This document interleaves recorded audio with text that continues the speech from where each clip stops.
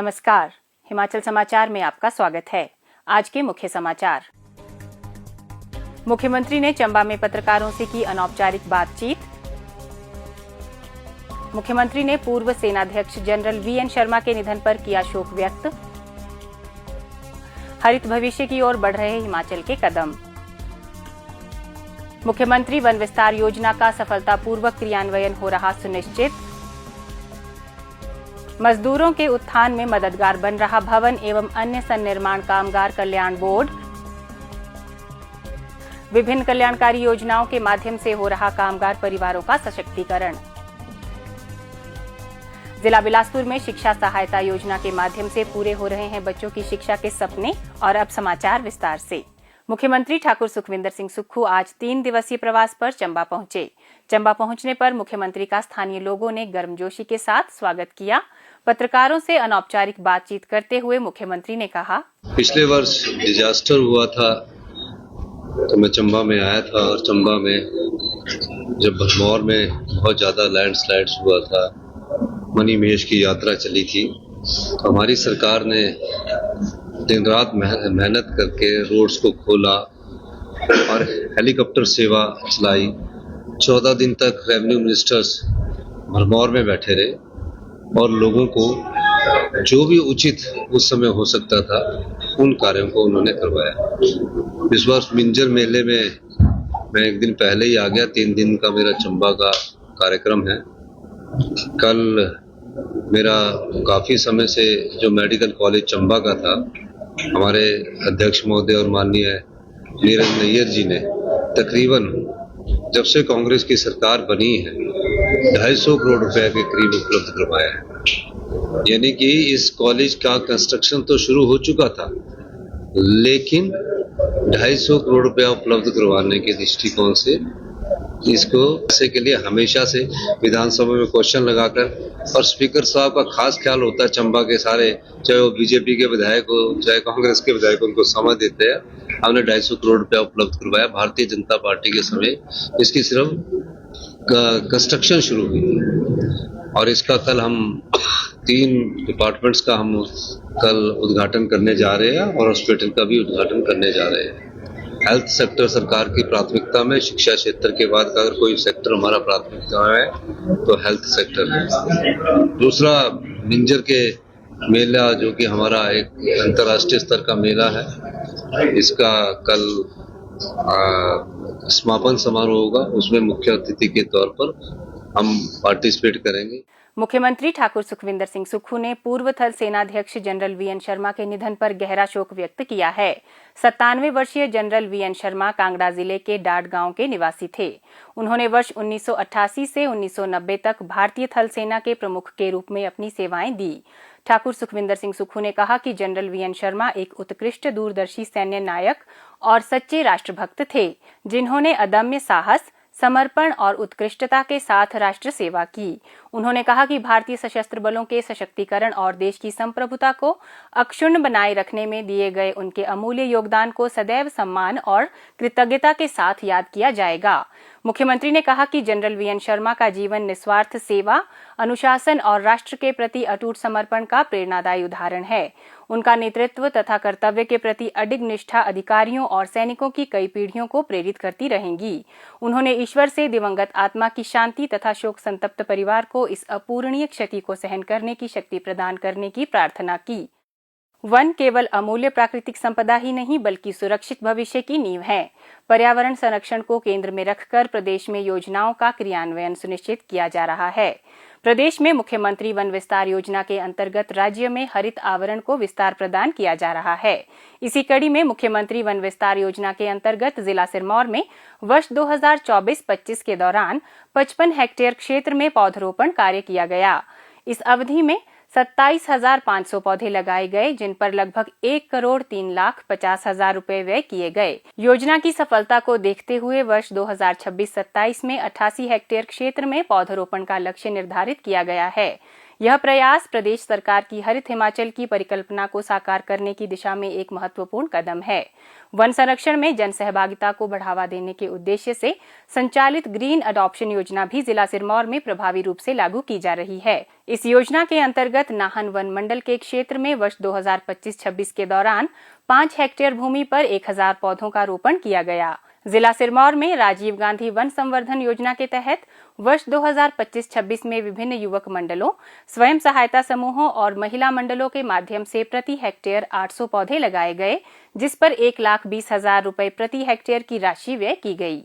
इस योजना के अंतर्गत अब तक कुल 141 हेक्टेयर क्षेत्र में पौधारोपण का लक्ष्य प्राप्त किया जा चुका है, जिसमें कुल 1,12,800 पौधे लगाए गए हैं तथा कुल 1,69,00,000 रुपए व्यय किए जा चुके हैं। इस योजना के अंतर्गत कुल 52 युवक मंडलों एवं महिला मंडलों को पौधारोपण के साथ साथ रोजगार का अवसर भी प्राप्त हुआ है। पौधारोपण कर रहे कौलावाला भूड़ निवासी जीवन लाल, तकी मोहम्मद और यश का कहना है कि सरकार द्वारा चलाए जा रहे पौधारोपण कार्यक्रम बहुत ही सराहनीय है, जिसके तहत वह कौलावाला भूड़ क्षेत्र में पौधारोपण कर रहे हैं। हमारे यहाँ पौधारोपण पेड़ लगाने का काम जो है वो चला हुआ है। बहुत खुश हैं कि हमारे इलाके में जो है पौधारोपण हो रहा है, क्योंकि आज के समय में पौधों का महत्व बहुत बढ़ जाता है, क्योंकि जंगल के बिना ना तो बारिश संभव है और जो नीचे से मैदानी इलाकों से या समुद्र से गर्म हवाएं आती हैं वो उत्तर में आकर के ठंडी होती हैं, तभी इन पहाड़ी प्रदेशों में बारिश होती है। इसलिए शहरीकरण, अंधाधुंध शहरीकरण की वजह से धीरे धीरे जंगल खत्म होते जा रहे हैं और उसकी वजह से आज ये समस्या मैदानी इलाके बाढ़ के रूप में झेल रहे हैं और पहाड़ों में कटाव हो रहा है। और इस सब से इससे बचने के लिए पौधारोपण का होना बहुत ज़रूरी है। जंगल का संबंध मानव जीवन के लिए अति आवश्यक है। हम सरकार के बहुत आभारी हैं कि उन्होंने पौधारोपण कार्यक्रम किया हुआ है और बहुत अच्छा कार्यक्रम है, क्योंकि इससे जहाँ जंगलों में पेड़ों की वृद्धि होगी वहीं जो है पहाड़ी क्षेत्रों में वर्षा ज़्यादा अच्छी होगी और किसानों को भी अच्छी फसल होगी, जंगल भी हरे भरे रहेंगे और भूमि कटाव कम होगा जंगल होने की वजह से। यहाँ पौधारोपण कर रहे हैं। हम सरकार के आभारी हैं जिन्होंने हमारे को पौधा आरोपण करने के लिए मौका दिया और ये हमारे जीवन में काफ़ी जंगलों से बहुत महत्व रखते हैं और कहना चाहेंगे कि ये आजीविका में भी मतलब ठीक है और जंगल से ही फायदा होता है, पर्यावरण में भी फर्क रहता है। आज हम जंगल में आज पौधे लगा रहे हैं जो हमारे ही काम आने वाले हैं आने वाले टाइम में, और ये हमारे पर्यावरण को दूषित भी नहीं होने देते। ये हमें लकड़ियाँ देते हैं, घास देते हैं और आने वाले टाइम में हमें छांव भी देते हैं। ये हमें ही काम आने वाले हैं। मैं सरकार का धन्यवाद करता हूँ जो ये हमारे जंगल में पौधे लगा रहे हैं। वन विभाग द्वारा चलाए जा रहे पौधारोपण अभियान का उद्देश्य केवल वनों को विस्तार देना ही नहीं है, बल्कि लगाए गए पौधों का संरक्षण, स्थानीय समुदायों की सहभागिता और आने वाली पीढ़ियों के लिए हरित एवं सुरक्षित भविष्य सुनिश्चित करना भी है। मुख्यमंत्री ठाकुर सुखविंदर सिंह सुक्खू के नेतृत्व में हिमाचल प्रदेश भवन एवं अन्य सन्निर्माण कामगार कल्याण बोर्ड की विभिन्न कल्याणकारी योजनाएं श्रमिक परिवारों के जीवन में सकारात्मक बदलाव ला रही हैं। शिक्षा, विवाह और चिकित्सा सहायता जैसी योजनाओं के माध्यम से श्रमिकों को आर्थिक संबल मिलने के साथ साथ उनके बच्चों के बेहतर भविष्य का मार्ग भी प्रशस्त हो रहा है। घुमारवीं उपमंडल के ग्राम पंचायत फटोह के गांव रोपा निवासी श्री रविदत्त, जो पिछले लगभग 25 वर्षों से पेंटर एवं मजदूर के रूप में कार्य कर रहे हैं, श्री रविदत्त बताते हैं कि बोर्ड से जुड़ने के बाद उनके परिवार को समय समय पर विभिन्न योजनाओं का लाभ मिला। मैं 25 सालों से लगभग मजदूर का काम कर रहा हूँ। मेरे बच्चे एक एमएससी की है, बेटी ने एक एमबीबीएस कर रही है, दूसरा बच्चे ने बीएससी की है। और बोर्ड की कामगार बोर्ड की तरफ से मुझे छोटी पढ़ाई के लिए बच्चों के लिए बहुत ज़्यादा हेल्प मिली है। और अब एक बेटी मेरी एमबीबीएस कर रही है, उसके लिए इस वर्ष ही 1,20,000 मिले और दूसरी के लिए 60,000 मिले।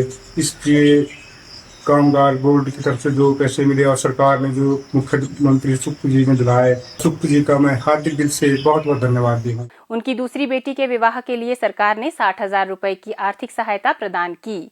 उनका कहना है कि बोर्ड की सहायता से आर्थिक कठिनाइयों के बावजूद बच्चों की उच्च शिक्षा और बेटी का विवाह सम्मानपूर्वक संपन्न हो सका। इसी प्रकार घुमारवीं के वार्ड नंबर 3 के निवासी श्री कृष्णचंद, जो लगभग 4 दशकों से पेंट का कार्य कर परिवार का पालन पोषण कर रहे हैं, को भी बोर्ड की योजनाओं से लगातार लाभ मिला। कल्याण बोर्ड से हम जुड़े हैं और इसमें जो है काफी बेनिफिट मिल रहे हैं। जैसे जैसे मेरे बच्चों के लिए स्कॉलरशिप जो मुझे मिली है बच्चों के लिए, बाकी शादी के लिए जो है मुझे पैसे मिले 51,000 मिला, और स्कॉलरशिप जो है स्टार्टिंग से जैसे 8400 रुपये मिलते हैं वो भी मुझे मिले, चाहे चेक के द्वारा मिले चाहे नगद पैसे मिले। ये सरकार को मैं धन्यवाद करता हूँ कि ये सुविधा जो है कल्याण बोर्ड हमें दे रहा है। ये बेटी के लिए जो है 51,000 मुझे मिले और 11,000 जो है ये स्कॉलरशिप हमारे को बच्चे को मिली। मैं सरकार का जो है धन्यवाद करता हूँ। बाकी जैसे दवाइयों के पैसे मिलते हैं, जैसे मतलब ये हमारे को बेनिफिट मिलते हैं, तो चाहे बीमार हो चाहे दाखिल हो कुछ भी है तो इसका भी बेनिफिट जो है हमारे को कल्याण बोर्ड के द्वारा जो हमारे को ये बेनिफिट मिल रहा है। सरकार को मैं कोटि कोटि धन्यवाद करता हूँ। जिला बिलासपुर में कामगार कल्याण बोर्ड की योजनाओं का व्यापक प्रभाव देखने को मिल रहा है।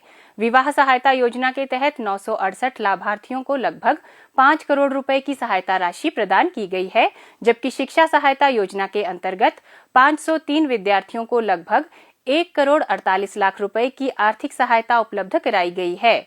इन योजनाओं से श्रमिक परिवारों के बच्चों को उच्च शिक्षा जारी रखने में मदद मिल रही है और आर्थिक अभाव के कारण पढ़ाई बीच में छोड़ने जैसी स्थिति को रोका जा रहा है। जिला बिलासपुर में लगभग 50,000 श्रमिक बोर्ड के अंतर्गत पंजीकृत हैं, जो प्रदेश सरकार की श्रमिक हितैषी नीतियों पर बढ़ते विश्वास का प्रमाण है। मुख्यमंत्री ठाकुर सुखविंदर सिंह सुक्खू के नेतृत्व में प्रदेश सरकार निर्माण श्रमिकों के कल्याण एवं उत्थान के लिए पूरी प्रतिबद्धता के साथ कार्य कर रही है। इसी उद्देश्य से हिमाचल प्रदेश भवन एवं अन्य सन्निर्माण कामगार कल्याण बोर्ड के माध्यम से अनेक जन कल्याणकारी योजनाएं प्रभावी ढंग से संचालित की जा रही हैं। हिमाचल समाचार देखने के लिए सब्सक्राइब करें यूट्यूब चैनल हिमाचल समाचार, लाइक करें Facebook page information and public relations department Himachal Pradesh और सीएमओ हिमाचल, फॉलो करें x @DPRHP और सीएमओ हिमाचल, फॉलो करें इंस्टाग्राम @DIPR हिमाचल और सीएमओ हिमाचल, विजिट करें वेबसाइट www.himachalpr.gov.in। इस अंक में इतना ही, कल फिर होगी मुलाकात। दीजिए इजाजत, नमस्कार।